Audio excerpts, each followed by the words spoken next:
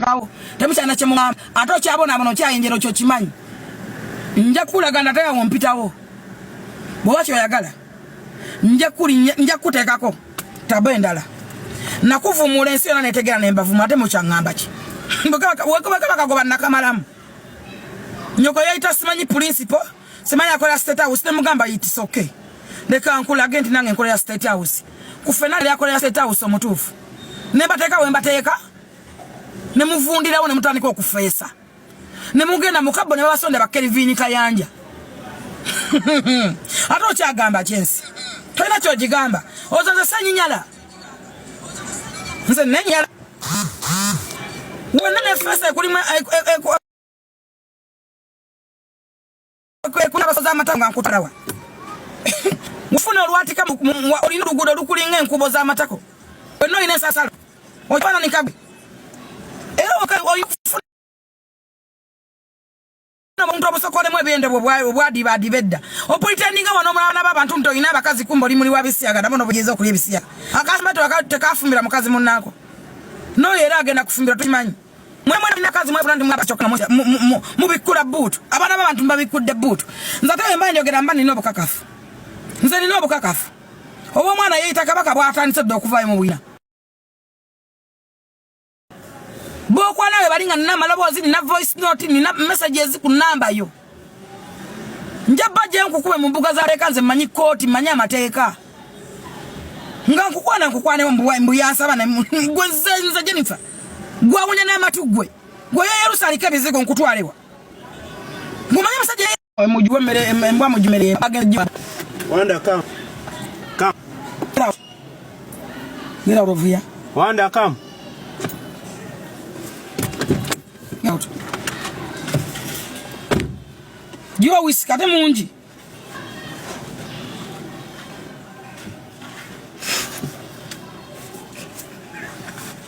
tojikwata wina embaye kusasuza wano wandikulema ate bataliwo bano omulimu dabagisi nyini bebagigulite embwa eva teri ku madala yonanana nekiya paka nga bali abo batunda butunduzi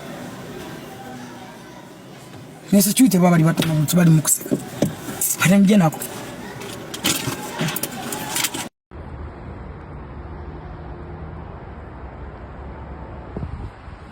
Good day, people in Asia, Africa, Europe, and all over the world. My name is Andrea. Are you in the medical field or you want to know and learn more about maternal, newborn, and child health?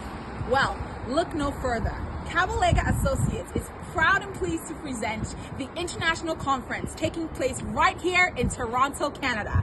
under the theme of identifying and addressing the social determinants that are crucial towards improving maternal, newborn, and child health outcomes. During this conference, we're going to be discussing the strategies for improving access to quality healthcare services, reducing maternal mortality rates, and increasing the awareness of child development amongst caregivers. This conference will be taking place on the 23rd and 24th of August 2024 at 237 Sackville Street, Toronto, Canada. Now for registration costs. So for international delegates, it will cost you 380 Canadian dollars. For international exhibitors, it will cost you 800 Canadian dollars. And for international students, it will cost you 200 Canadian dollars. You will also be provided hotel accommodation, which will cost you $200 per night. For payment purposes, for e-transfers, and just to know more about what we're offering you, please contact us at 437-299-0107 or 437-216-HH93. You can also email us at kabalegaassociates@gmail.com. Our website is www.kabalegaassociates.com. I am looking forward to seeing you there. Goodbye. Nebintu byokwemukirira nnyo kwemula nnyo funye contract osayininza oli mukuwemula wemula ebimu byakwefumintiriza n'atasoma nga n'abasoma boyagaddeko tobasobola kuzibba mu respecting teyasoma singa nasanga please ate wonovuma ngenda kuvuma sikuvuma njogedde bwogezi naye singa kakutana novamu n'omvuma aya nja kukwambala ate nkumanyi nja kukwambala n'olwekyo tekyansanyusiza okufuma basajja bannayuganda abantu abannayuganda boolimu b'otambulira mbeweetoola kitaawo munnayuganda mwewava mwe yakuzaala mu kasolo k'abannayuganda maama wo munnayuganda still ovuma abannayuganda olebeza ote abasajja bannayuganda nga ne kitaawo munnayuganda kyogamba teyayimanga wandibadde ojja ku nsi nedda muganda wange bino byakufumintira si byakuyomba kyannumye nnyo lyensonga lwaki mbadde nina okukigambako okimanye era kyemmanyi nti okitegedde tulekeraawo okwenafuyanga bye biganyo gamangalafu ogenda mu maaso tulekeraawo okunafuya ebintu ebyaffe naddala ebintu ebyaffe nolaba ekintu ekyaffe tairo gye bakola mu Uganda togyagala n'owanuza gyotamanyi gye bagikodde na buwangazi wa bbanga kibagikoze muki ese nekuwadinga gwe munnayuganda tosobola kwewagira gwe munnayuganda toyagala bintu byo madubali okwebuulirira nvaako mirundi singa va kutamale junior ajja kuva tolabanga ng'olina wajja ebimere byolya junior agenda kuva ne Uganda ekuleme yagiremye wano muyiwandusu naye junior ajja kukuvuma kwa Uganda tolina wadde mupiira gw'emmotoka wadde wirusipanda kale wadde ekigaali ekivuga ebikasasiro tokirina oli ku mmotoka ya junior ovuma junior onvuma madubala weewummuze munnange nviirako ddala madubala